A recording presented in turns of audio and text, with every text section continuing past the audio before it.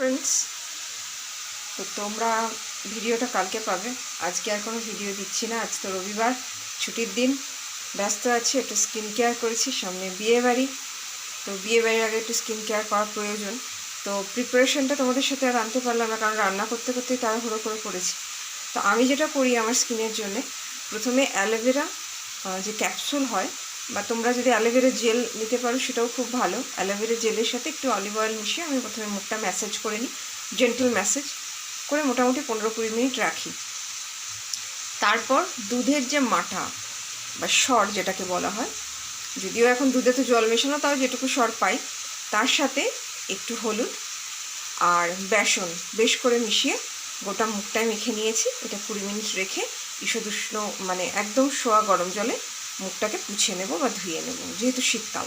আর গরমকাল হলে ঠান্ডা জলে। তো এইভাবে স্কিন কেয়ার করে দেখো, গ্লোয়িং স্কিন, গ্লাস স্কিন যেটাকে বলে, সেটাই তোমরা পেয়ে যাবে। টাটা। তো স্কিন কেয়ার করার পরে দেখো, আমি উষ্ণ গরম জলে মুখটা ধুয়ে নিয়েছিলাম। মানে টাওয়েল দিয়ে মুখটা পুছিয়ে নিয়েছিলাম বেশ করে। আর গরম জলের মধ্যেই টাওয়েলটাকে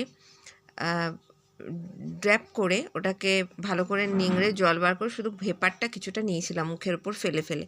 তো দেখো স্কিনটা আমার ভীষণ সুন্দর একটা গ্লেজিনেস চলে এসছে। তো তোমরাও এইভাবে স্কিন কেয়ার করতে পারো শীতের দিনে। তাতে কিন্তু স্কিনটায় ময়েশ্চ থাকে, হাইড্রোলেটেড থাকে স্কিনটার মধ্যে। আর আরেকটা জিনিস হচ্ছে, হলুদ হচ্ছে অ্যান্টিঅক্সিডেন্ট, আর যেহেতু অ্যান্টিসেপটিক, যে কোনো প্রকার তোমাদের পোর্সগুলো খুলে গিয়ে কিন্তু স্কিন ইনফেকশন যদি কোনো কিছু থেকে থাকে সেটাও কিন্তু কমে যায়। তার সাথে ভিটামিন ই, যেটা স্কিনের যে অ্যালোভেরা জেলটা, যেটা ইউথটাকে আনতে, প্লাম্বিং করতে কিন্তু সাহায্য করে। তো চলো, কীরকম লাগলো ভিডিওটা অবশ্যই বলবে। ভালো লাগলে লাইক, শেয়ার, সাবস্ক্রাইব, কমেন্ট করে দেবে।